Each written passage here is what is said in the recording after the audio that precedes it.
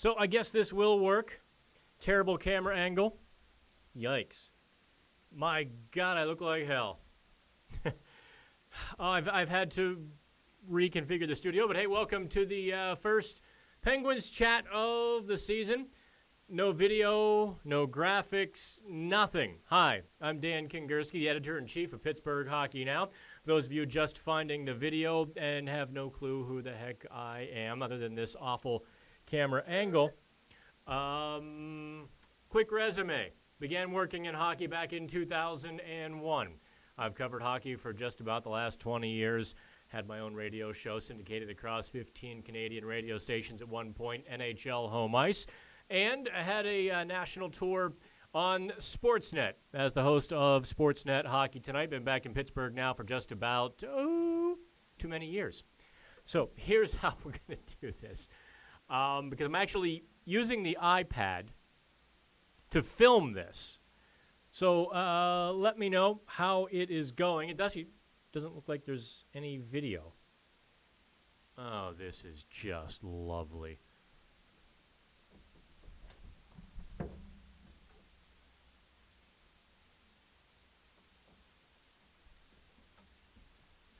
Ta-da! Hey, look, there we go. There I am. Even worse camera angle. Bright white forehead. Like shooting right underneath me. Man, this is absolutely terrible. Can I lower the chair any, I wonder? There, now I'm 12 and you can't see me. How's that? The stuff I go through to get these shows on. When you have clown shoes running around, you get clown shoes results, right? And I can see that the internet is not going to cooperate either. So here's the deal. Since I've got no video, no pictures, no graphics, I'm going to rely on you. So I'm going to share this real quick. Man, this is just an absolute abomination of a start to a show, is it not? I might have to try to edit this out or something. So it goes. Let's talk a little bit about Penguins training camp. And that is, we're down to essentially two decisions left. Jim Rutherford wants to trade, said things were heating up. That was a bit more than 24 hours ago, was it not? That was closer to 48 hours ago. And nothing yet, unless he did it during my nap and I completely missed Twitter yawn. So we're still waiting on that. The Penguins have to make their third pairing defense decision, although I think Juuso Riikola kind of made it for them on Wednesday night. Check out PittsburghHockeyNow.com. I broke down Riikola shift by shift. I just isolated on him.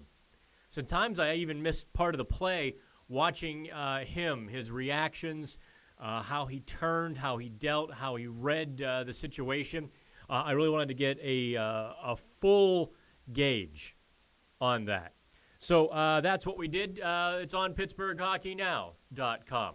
Do me a favor, and won't you please check that out. Now,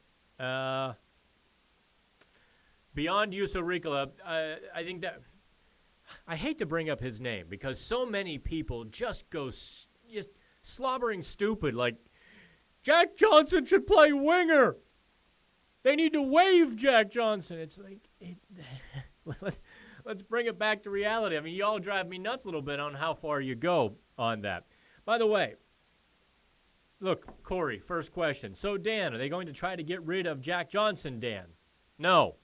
Well, in terms of a trade, Johnson would make the most sense. I don't think there's really any other option there. If they're going to trade a defenseman, it's Jack Johnson. They need the salary cap savings. If he's going to be a seventh defenseman, well then, yeah. But in terms of waiving him, no, that's very unlikely. Chad Ruhwedel's a nice seventh defenseman, but he's not a guy you want to ride for 20, 30, 40, or 82 games. Medina, hey, how are you? Who will be the sweetener in the JJ trade?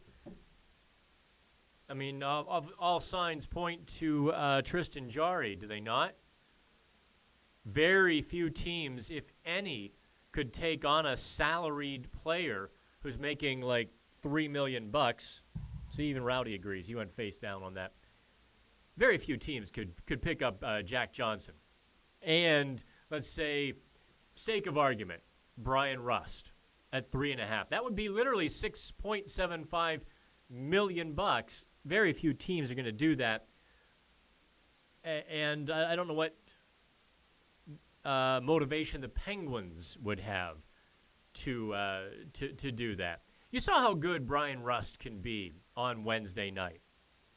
How fast, how dynamic, how energetic, how much he brings to the Penguins lineup. He's a bit more dynamic than, say, a Brandon Tanev. There's more offense to Brian Rust's game than there is to Brandon Tanev. By the way, how is the sound? Y'all hear me? Okay. So I actually would have to get up to up the sound. And I do apologize for the camera angle. I'm shooting from the iPad propped up on a stack of paper across the room because my lovely iPhone 11 Max doesn't work with the software yet. The software hasn't caught up to the iPhone 11, so I realized, oh no, last second. And the adapter to plug into the phone, somebody has swiped. Yeah. Pens need Petrovic. Pens don't need Petrovic, Kyle. Sound is fine. That's always good. Do me a favor if you can. Give me the like. I know, cut me some slack first of the season, the camera angle and everything, and the fact that I have no graphics, too. I could, but I just can't reach all the way to the iPad. So I'm going to rely on you all tonight to kind of guide me and to keep the conversation going. Well, you were staring at black first couple minutes. Since we've got no graphics, let me introduce myself, Dan Kingerski, the editor-in-chief of Pittsburgh Hockey Now. I've been covering hockey now for just about 20 years. My God, I'm old. Started back in 2001 as the Penguins began their rebuild and their Generation Next stuff after Jaromir Jagr. Syndicated radio show. At one point, 15 stations across the U.S. and Canada. Markets like Toronto and Philadelphia and Nashville and Montreal and Vancouver and even L.A. occasionally. Although L.A., no one really cared about a hockey show. That's what I was doing. NHL Home Ice came calling. And then I had my national tour on Sportsnet. You know, the big old Canadian flagship up there. Had my tour of duty before I came back to Pittsburgh somewhere too many years ago. I think about 4 or 5 years ago now. And we've just been building this little empire ever since. And I want to thank you all because Pittsburgh Hockey Now is breaking big time this season. We're going to triple last September's traffic. And if we do that in October and November, I'm going to be a very, very happy boy. Shelly Anderson and I have been just kicking butt and taking names, and hopefully you've appreciated it. We did the Juuso Riikola story, broke down shift by shift, and that's what began this whole conversation about Jack Johnson, Juuso Riikola. Check it out on the website, Pittsburgh Hockey Now. I don't think there's going to be a lot of takers for Jack Johnson. Not because he's bad, but because he had a bad preseason and training camp. And don't kid yourselves, the noise in Pittsburgh around Jack Johnson gets to other markets. The noise surrounding him by fans does seep into other people's thinking. That's not why there's a small market for Jack Johnson. There's a small market for Johnson, one, because most teams have their blue line core filled. Very few teams have a need at this point for a 5'6" thumper, right? I found it very interesting. I don't know if you've been following me all summer. About 10 days ago, maybe 2 weeks ago, maybe only a week ago, I forget. Actually, had a one-on-one chat with Jack Johnson. And he had brought up something that I had forgotten about, or had kind of just never put two and two together. And I think this is important, understanding the entire situation. Jack Johnson was never a defensive defenseman. Into Carolina, into Los Angeles, into Columbus, he was a guy who supposedly needed to work on his defensive game. He was a guy who it was kind of an offensive defenseman. Heck, 3 years ago he had over 40 points. He was Columbus's power play quarterback. Columbus added Seth Jones and got more offensive defensemen, and Johnson was suddenly cast as a penalty killer. Torts just kind of threw him in the deep end of the water, and as Jack Johnson said, I kind of had to figure it out for myself. You know, I was never a defensive defenseman. No one ever accused me of that. So what you have with Jack Johnson, unfortunately, in my opinion, what you have is a defenseman caught between two styles, kind of caught in the middle of transition, a midlife crisis, if you will. He's gone hardcore defense. Hang on. There's Jordy. He went hardcore defense, perhaps even too much so, for a lot of last season until Marcus Pettersson kind of helped him elevate his game, and then until Justin Schultz came along and helped him elevate even further when he got to switch back to the left side. But he's not been able to recapture that offensive style that he once played with. And I think the Penguins would very much have liked to have seen it this spring. But he really was almost tunnel vision on his own zone. How was that for attractive? Snot rockets. So Jack Johnson. So that's the story on Jack Johnson. By the way, what do you think of the vest? I went back to the vest because some troll on Twitter was, "Hey, vest boy." So I'm like, you know what? A vest is fun. And what's the first two letters of fun? Yeah, you know what I'm talking about. So that's where. So I in a large sense, I feel for Jack Johnson because so much of the Penguins fan base never gave him a fair shake. They decided that he wasn't what they wanted, and it just got ugly. In a sense, if he's traded, good for him. He kind of gave me a wry smile, did Jack Johnson, when I asked him about the social media backlash for the team and specifically him. Kind of leaned back and said, I don't have social media accounts. And I thought that was just a great answer. I started laughing. He kind of gave me the smile. We actually had a great chat. It was probably my first one with Johnson.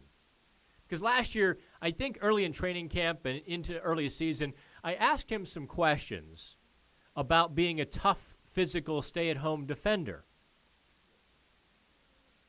And he kind of bristled a little bit. And so we just, I don't know. I never felt like we didn't chat at all last year. So I kind of just wiped the slate clean this year and introduced myself again, and we had a great conversation. I asked him about all those things, and I think he was ready to talk at least a couple of weeks ago with all of that optimism coming into to training camp. It's probably gone by now, right? Ricola was really good Wednesday night. What really set him apart was his mobility. And by that, it was several-fold. First of all, Ricola's ability to skate out of danger, take the puck from his own zone, skate it up to neutral ice, to the red line, skate it forward, which puts pressure on the opponent. That, I think, was a marked change from the Penguins' third pairing. Second, his ability, he jumped into the offensive zone a couple times. He did so appropriately. The results weren't good. Detroit scored 1 goal and almost had a 2-on-1, but they were the right moves. Just bad luck. Puck jumps over the stick, puck bounces, whatever it may be. It worked out against him, but the Penguins have to watch the film today and be very optimistic about what they saw in Juuso Riikola. Medina asks, will Cahoon make it to the trade deadline? I don't know. I genuinely do not know about Dominic Cahoon. I've liked him in preseason. Mike Sullivan. Maybe I'm reading too much into his comments. Has gone out of his way to be effusive in praise for several players, one of which has been Dominic Simone. He hasn't done that for Dominic Cahoon in the past week. It's been more of a perfunctory Cahoon answer from Mike Sullivan. Take that for what you will. It could mean absolutely nothing, or it could mean Sullivan's kind of like, yeah, he's pretty good. I'm really, Dominic Simone has really just, I think, had a terrific training camp. The guy's a dirt dog. To use a baseball term, the guy just gives it everything he's got. Put him at center, okay. Put him at wing, okay. Left wing, right wing, okay. And he just goes. I think he and Teddy Bluger could have a little something going there. But I don't know. The best way to enhance Cahoon's value would be to play him with Sidney Crosby and Jake Gensel. But you saw Brandon Tanev there on Wednesday night. I remember during the summer, Trouba wanted to go to a team that had medical agencies for his wife. We have Highmark and UPMC. Should have went after him. Yeah. Fay. Absolutely. Perhaps the Penguins did. We just don't know about it. Don't discount that possibility. But yes, Pittsburgh. Are there any better medical cities in terms of cost of living, the number and quality of medical opportunities, and there are opportunities in the medical field? Pittsburgh is one of the best in the world, I think. So, yeah. But the Penguins really, Jim Rutherford, I think, was realizing by that point he was snookered. He got Brandon Tanev, expecting to be able to deal somebody to clear some space. And then he began to realize that the door locked behind him, and he was kind of stuck and trapped. I don't know. Live Free says, can we find a taker for Rust plus JJ's full salaries? No. That's $6.75 million. And you really, really don't want to trade Brian Rust unless you absolutely, positively, 110% must. That situation very well could arise. I don't know Tristan Jarry's trade value. As a GM, I'd take him. I would jump all over that opportunity to get Tristan Jarry for a song and a dance. I still think he's got starting goalie potential. Depending on my team, look, Arizona has Jordan Oesterle as their third pairing defenseman. Arizona could take on a Jack Johnson, but really, why would they? Oesterle, I think, compares a bit to, say, a Chad Ruedel as a lighter kind of offensive guy who's more meant for that 7 spot than he is for the 6 spot. So maybe Arizona could be talked in. Arizona did have 4 scouts at the Penguins game Wednesday night. We were told by an NHL source that Arizona really wasn't there to scout the Penguins, but 4 guys showing up, That's kind of weird. Surely they were looking at the Penguins a little bit, right? But I'm just telling you, we reported the 4 scouts. NHL source reached out and said, tap the brakes a bit. To the best of the source's knowledge, there was nothing brewing, even remotely, between Arizona and the Penguins. So that's the deal, Studios. You'd hate to give up Brian Rust just to trade Jack Johnson. I don't know how else that goes, right?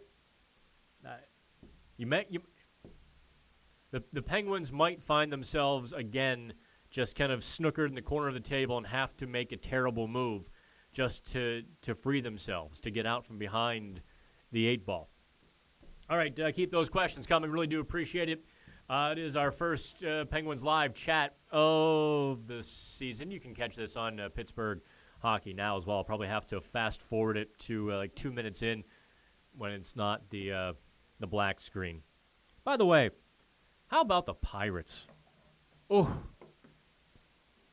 now I'm over 40, not much. I still claim early 40s. But I was a kid in 1984, 85 when the drug trials were going on here. I didn't fully comprehend it. I recall having to ask what cocaine was.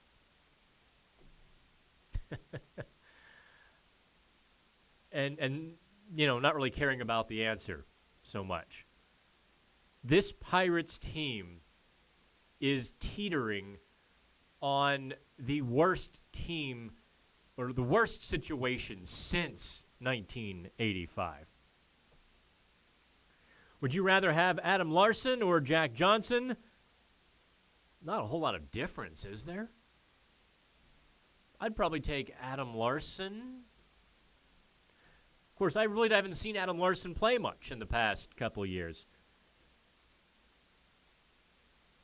Oh, yeah, went to the Cubs game, awful attendance. It's kind of depressing, isn't it? Look, I live by the north, or I live on the north side.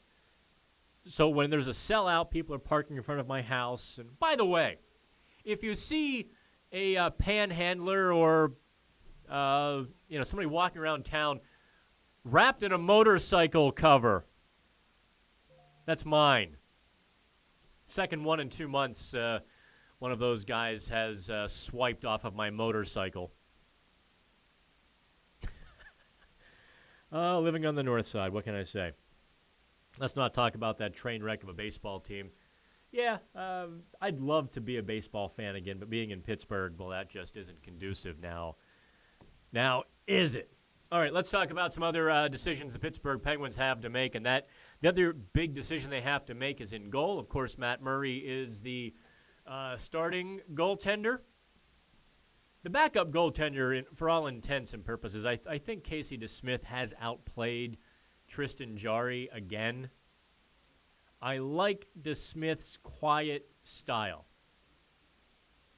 I think that's one thing Mike Sullivan taught me with Matt Murray and discussing it is a goalie who's quiet.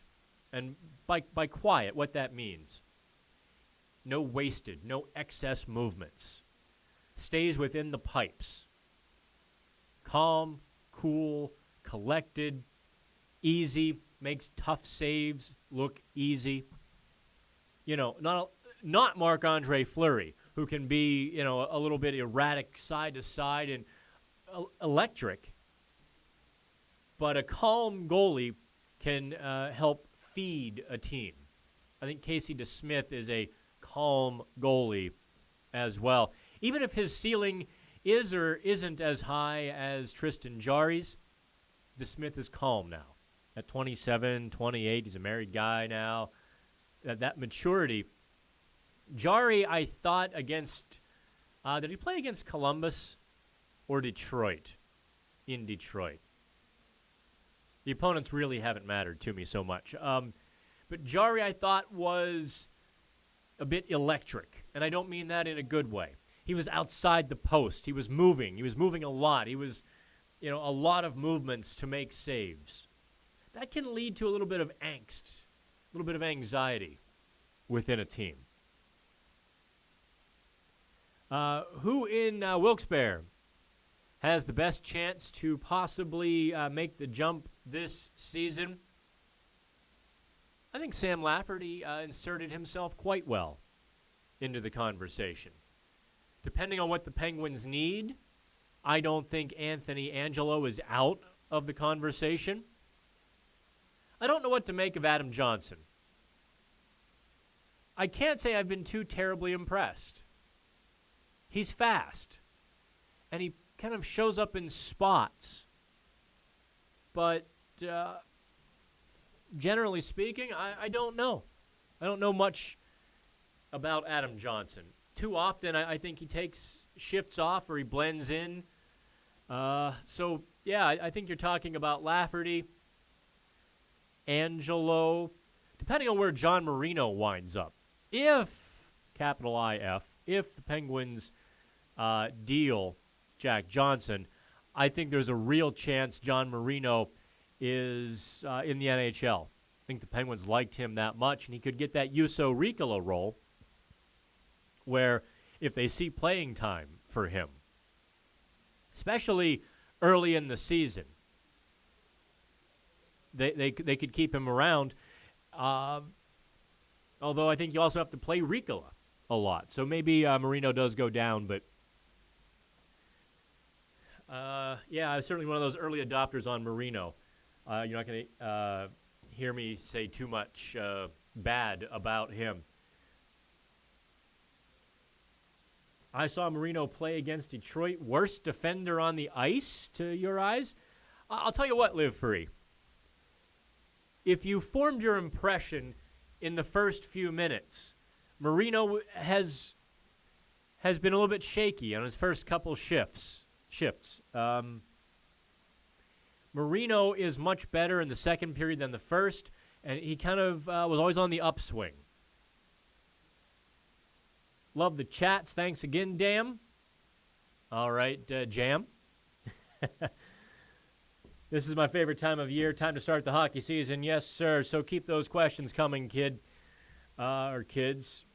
Who is going to the wheel? Good question, Medina. I'm going to throw out a surprise name. I think Jordy Bellerive is in real danger of winding up in Wilkes-Barre, Scranton. In Wheeling. I really do. If you read our chat with Mike Vellucci, the coach and GM of Wilkes-Barre, he spanked Bellerive just a little bit.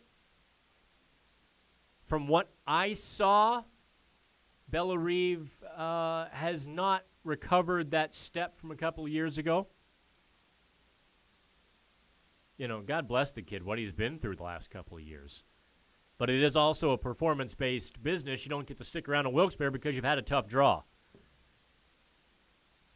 I'll tell you what, I liked Michael Kim a lot. But thinking about Wilkes-Barre's defensive blue line, their blue line off the top of my head. Let's assume John Marino, Kevin Churchman, Chad Ruedel, Zach Trotman will be there eventually, Nicholas Almari, and who might I be forgetting? I feel like there's another veteran defenseman that I'm forgetting, but anyway, there's a solid 5 before Michael Kim. I really did like him in the prospects tournament. Thought he was coming along, and Sergei Gonchar pulled him aside a couple times to work on some finer points. That's a good thing. If they thought he had no future, you don't waste the time on that guy, right? Who is the fastest Penguin? It still might be Chris Letang. He might be a hair quicker than Tanev or Rust. Sound about right? Although, don't discount Teddy Bluger. Bluger can haul.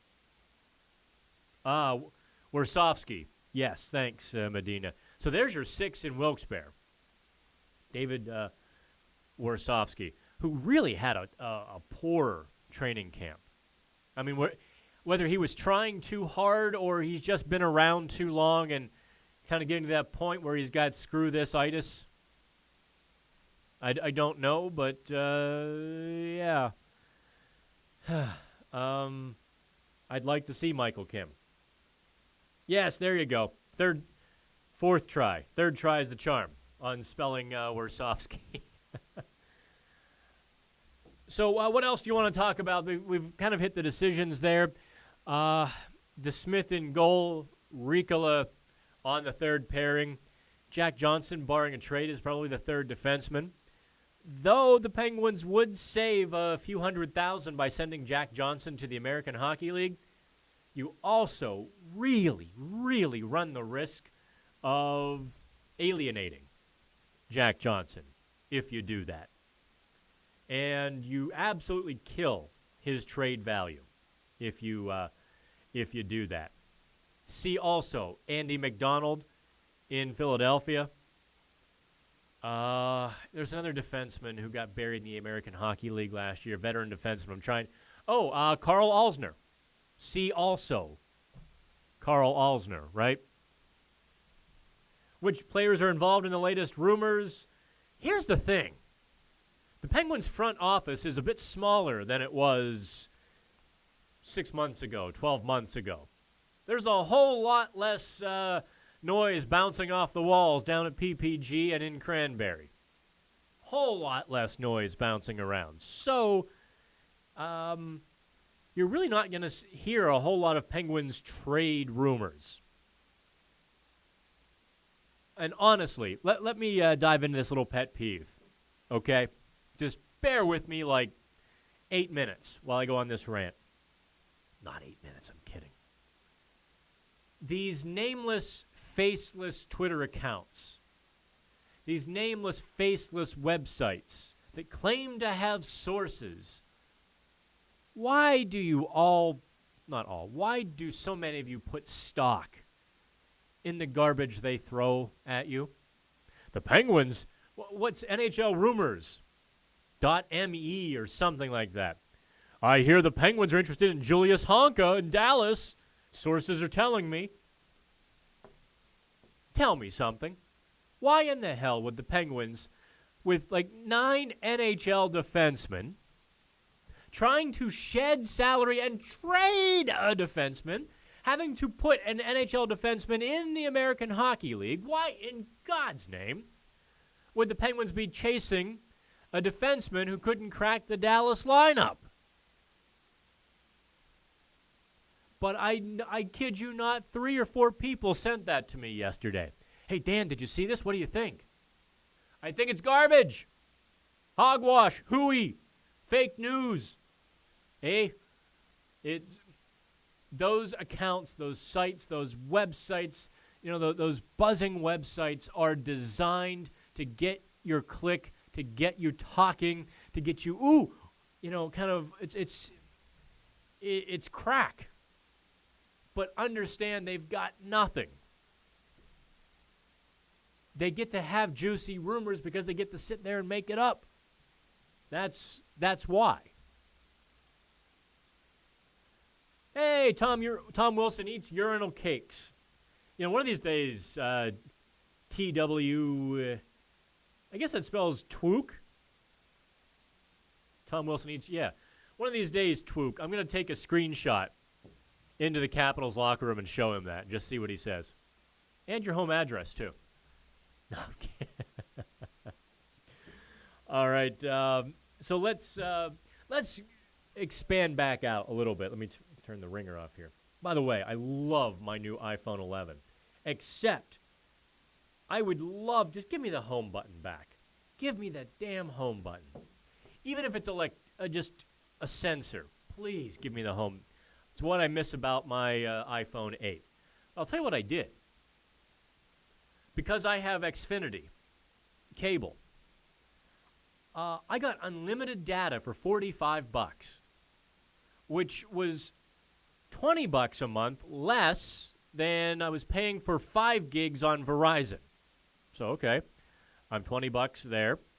after all the taxes, fees, and all of that stuff, I'm paying literally like $10 more. And I had my 8 paid off, by the way. Paid off.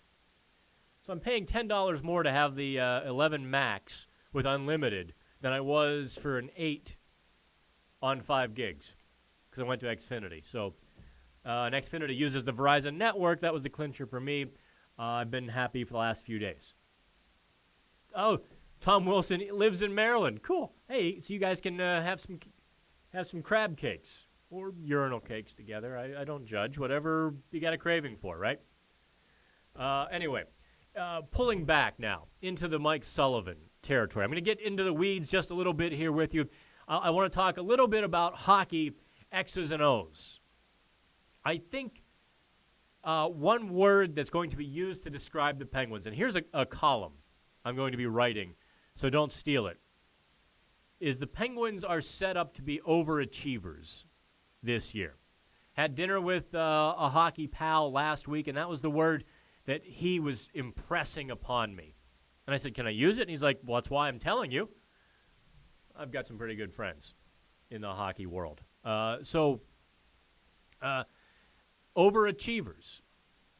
And those are all the grinders, the grit, the jam, the sandpaper, the less talented guys who give 110%. The Penguins very well could be overachievers this year. To Mike Sullivan, what we've seen the Penguins dabble with in the second period of some of these games is a neutral zone trap, believe it or not. I don't know if I like that. I don't know if the Penguins are built for that, but they certainly are disciplined enough for that. I actually think the Penguins should revert more to their 2016 form, send the house on the forecheck. Just send everybody forward. Because the Penguins are tougher and faster than most teams again. Isn't that interesting? Tougher and faster. That's the Penguins. Sullivan on the power play is going to have no less than half a dozen looks to dive into. I don't like putting Schultz and Letang on the same power play. For this reason. I think the Penguins' second power play unit last season was quite good. Bukestad and Gensel, with Justin Schultz at the top. I really thought there was a way to get more guys involved that way. But one of the things the Penguins definitely want to make sure they eliminate were the quantity of shorthanded chances and shorthanded goals. So having two defensemen take up the bulk of the power play time isn't the worst thing in the world. And it also puts Evgeny Malkin in a one-timer position. Drop him in that circle and let him tee it up. He's got a bomb. That also allows Sidney Crosby to freelance to the net, to the corner, behind the net, to the circle, to the slot.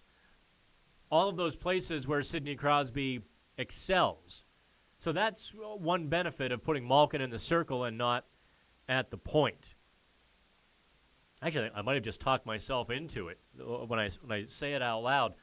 But I would like to see, I think the Penguins would benefit from getting guys like Bukestad or Brian Rust and Gensel or Galchenyuk, whoever their second unit becomes, get them some legs and some ice on the power play. Murray, is he going to be strong this season? I think by November he will. He's not a good starter. His juices aren't flowing. His dander isn't up. His adrenaline isn't pumping in the middle of October for whatever reason. But I think the Penguins are going to be so defensively responsible that just by osmosis his numbers are going to spike. You really could see Matt Murray with a save percentage above .925 this year. You really could. And you start getting above .925 with a goals against average, like I think the Penguins could limit to, say, 2.3. Those numbers look spectacular all of a sudden. I think that's where the Penguins are headed this year. 4 lines that can skate, that will play defense all 200 feet. Matt Murray will think he's died and gone to heaven. So will Mike Sullivan. What Sullivan also can do with the power play, with a second unit, is really, I think, work Justin Schultz. I don't know if Schultz and Letang will is there enough puck on the ice for them? You know what I mean? Unless Schultz kind of swings over and starts taking some one-timers. He also has a bomb.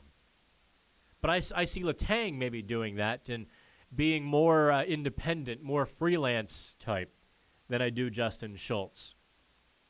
We'll see. Is Jari gone soon? I think that's a real possibility.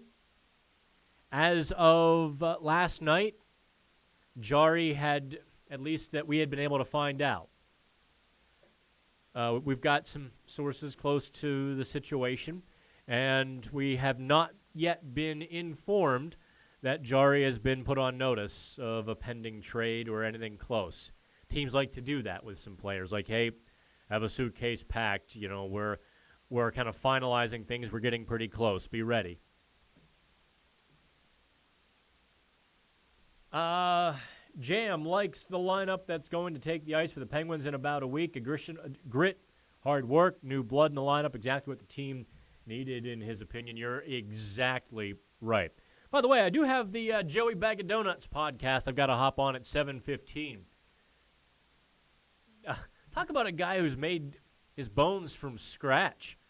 Joey Bag of Donuts account. Like, they just followed people and just kept tweeting, and now I think he's over 20,000 Twitter followers. I should have him run my account. When's the next time you're streaming? I don't know. I don't want to do this again. This camera angle, the lighting, everything is terrible. I'll have to see about getting my iPhone 8 back, putting it in the studio. I don't know. When the software catches up to the iPhone 11 and I can just plug everything back into the studio, maybe a week, maybe 2 weeks, maybe a month. We'll see. What do I think Dustin Byfuglien is going to do? I'll tell you what. It's a good question. He's had some concussions. He had some injury issues last season. And, you know, at 34, for a hockey player who's been around, I mean, don't forget, Dustin Byfuglien won Stanley Cups in Chicago. Their first, you know. He and Dave Boland and a young Jonathan Taves and young Patrick Kane, young Brent Seabrook and Duncan Keith and Corey Crawford. You know, he's been around the block a few times. And I could see just kind of losing that fire. Hockey is a 9-10-month season. It's ridiculously long. The injuries mount and pile up. Winnipeg's a bit of a tire fire this summer. Line A and Connor. Trouba goes. Who am I missing? Was there a fourth departure or unsigned player? Anyway, it just gets not fun. And when something gets not fun, your body doesn't react, right? Look, I worry about the same thing with Pittsburgh hockey now. I don't know if you realize how many hours in a week that I'm plowing into the National Hockey Now business. And for example, today, my workday began at 5 a.m. It's now almost 7 p.m. I have no idea what I've had to eat today. I think I had some, I had one of those little pizzas in the fridge, and I just grabbed a slice kind of on the go, in and out, running around. It can wear on you. And I think maybe Byfuglien's ground up, and if he decides to go, Godspeed. Enjoy. Oh, Tyler Myers. Thanks, Jonathan. Yeah, if he decides to go, Godspeed, because he'll have earned it. He plays a tough game. He plays 200 feet, plays it fast. Really. Line A on the Malkin line could be scary good. Well, yes. Can you tell me, John Simba, how in God's name the Penguins would get Patrick Line A? If you tell me Jack Johnson and a draft pick, I'm going to have to block you. Just forewarning, okay?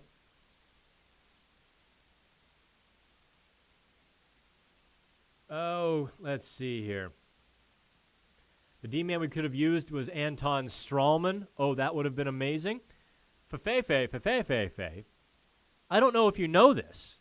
We were told the weekend prior to free agency, like 3 days before July 1st, before the talks with Tanev began to heat up, that indeed the Penguins had circled Anton Strawman. He was on their short list from what we were told. Let's see here. Swing for the fences. Rusty, JJ, Casey DeSmith to the Jets for Line A. All right, John, put down the beer. Back away. It's okay. They have meetings. They'll even give you a little chip. Control what you can control. Have the power to let go what you can't control. Make amends. Back away from the beer. Ole Mata could have been a piece there for Winnipeg. Again, he could have. They kicked the tires. Penguins did really well in that Ole Mata deal. They got Dominic Cahoon, who's a 35, 40-point guy. Nothing to sneeze at. He has potential to be more. Nothing to sneeze at that. Look, if Cahoon plays with Crosby or Malkin for most of the season, he's a 50-point guy. I'm going to lean back now. So I'm getting, my back's being a little bit tired from leaning forward. This video was shot in 3B. 3 beers and it looks good, eh? It's been an hour. I'm kind of running out of juice here, but I know a lot of you are just piling on. I think the thing to take away from the Penguins training camp and preseason is the Penguins, Jim Rutherford was successful in building a fast, young, hungry, overachieving, gritty team. They're not going to have the locker room issues. They really are, there's a fresh wind blowing through the Penguins locker room. I've inferred that from conversations with a few guys in there. You know, they'll say things like, yeah, this year, you know, we're together. You know, where if you took the opposite of their sentence, you know, you can infer a lot. So I haven't wanted to dive into that topic. I don't think there's a lot to be gained from it right now. Maybe a year from now. You know what I mean? Maybe if I sit down with one of the guys for a beer, which I've never done and never will do, but, you know, kind of in a less professional setting, I might just pick someone's brain and say, okay, tell me what was really happening. Because obviously Pittsburgh hockey now had reports of some craziness for about 12 months. We took a social media beating for it until everyone realized it was true. And don't underestimate how important that is to raising up the team. Jared McCann told us that he's a big believer in team chemistry, and these are the guys you play for.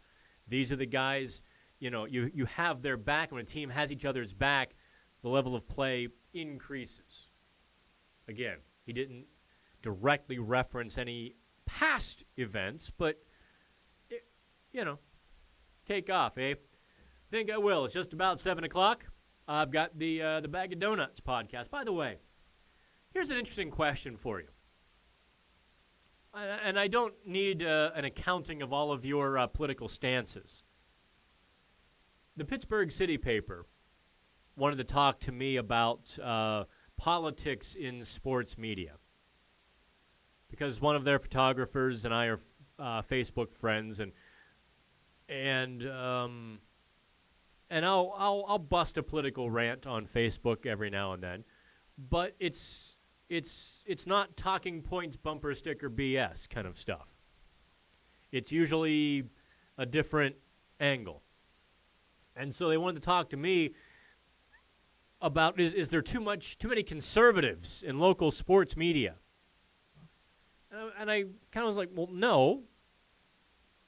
Do you think that Pittsburgh sports media espouses a lot of conservative political opinions?